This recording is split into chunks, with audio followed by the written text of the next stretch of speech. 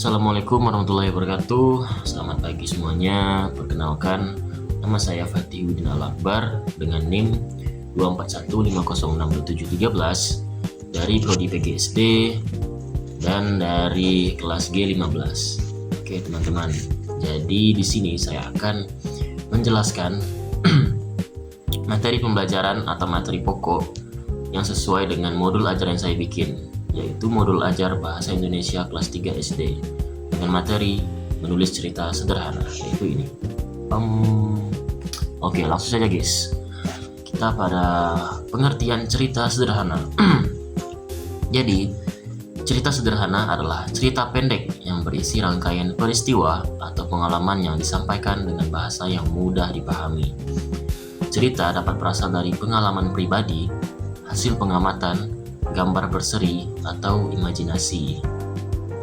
Kita lanjut kepada unsur-unsur cerita sederhana. Jadi unsur-unsur cerita sederhana yaitu yang pertama itu ada tokoh. Nah, tokoh ini adalah pelaku dalam cerita. Contohnya seperti Andi, Siti, ibu atau seekor binatang seperti kelinci, kura-kura, dan lain-lainnya. Nah, yang kedua itu adalah latar atau tempat dan waktu, yaitu tempat dan waktu terjadinya peristiwa, misalnya di rumah, di sekolah, di kebun, di pagi hari ataupun sore hari, seperti itu. Selanjutnya itu peristiwa. Peristiwa yaitu rangkaian kejadian yang dialami tokoh.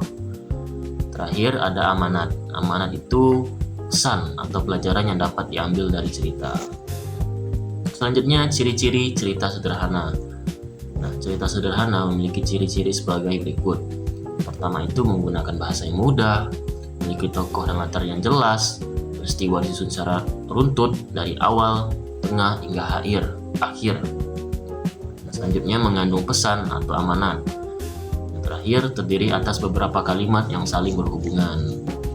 Nah, ini langkah-langkah menulis cerita sederhana. Untuk menulis cerita sederhana dengan menggunakan langkah-langkah berikut. Yang pertama itu tentukan terlebih dahulu tema ceritanya. Kedua, tentukan tokoh dalam cerita. Yang ketiga, tentukan tempat dan waktu kejadian. Yang keempat, susun urutan peristiwa dari awal, tengah, dan akhir. Selanjutnya, tuliskan cerita menggunakan kalimat yang jelas dan runtut. Terakhir, bacalah kembali tulisan, lalu perbaiki jika masih terdapat kesalahan. Nah, ini struktur cerita sederhana. Jadi, struktur cerita sederhana itu terdiri dari atas 3 bagian. Yang pertama itu awal cerita, berisi pengenalan tokoh, tempat, dan waktu. Nah, contohnya itu seperti pada hari Minggu pagi, Rani bermain di halaman rumah bersama adiknya. Nah, di situ kan ada pengenalan tokoh, tempat, dan waktu. Selanjutnya itu di tengahnya dengan isi cerita, berisi rangkaian peristiwa yang dialami tokoh. Contohnya, saat bermain, Rani melihat tanaman bunga yang layu. Ia segera mengambil gembor dan menyiram tanaman tersebut hingga basah. Yang terakhir, akhir cerita. Yang dimana di sini berisi penutup cerita atau penyelesaian masalah. Nah, contohnya itu seperti keesokan harinya bunga tampak segar kembali. Rani merasa senang karena telah merawat tanamannya dengan baik. Nah, selanjutnya itu penggunaan huruf kapital dan tanda baca. Jadi teman-teman, saat menulis cerita, perhatikan penggunaan ejaan yang benar. Yang pertama kepada huruf kapital. Nah, huruf kapital ini digunakan pada huruf pertama dan di awal kalimat. Atau di awal kalimat. Nah, seperti nama orang atau nama hari dan bulan. Selanjutnya itu tanda titik. Nah, pastinya tanda titik ini digunakan pada akhir kalimat berita.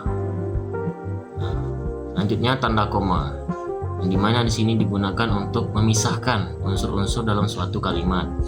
Nah, jadi dari semua pembahasan yang saya jelaskan, dapat kita simpulkan bahwasannya menulis cerita sederhana adalah kegiatan menyampaikan rangkaian peristiwa menggunakan kalimat yang runtut dan mudah dipahami.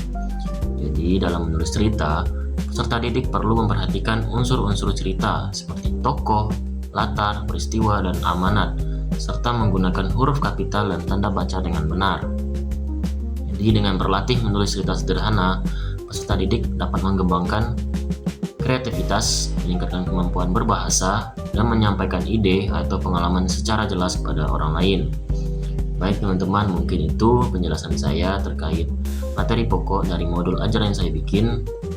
Semoga yang saya sampaikan bermanfaat bagi teman-teman dan dapat dipahami. Sekian dari saya, atas perhatiannya terima kasih.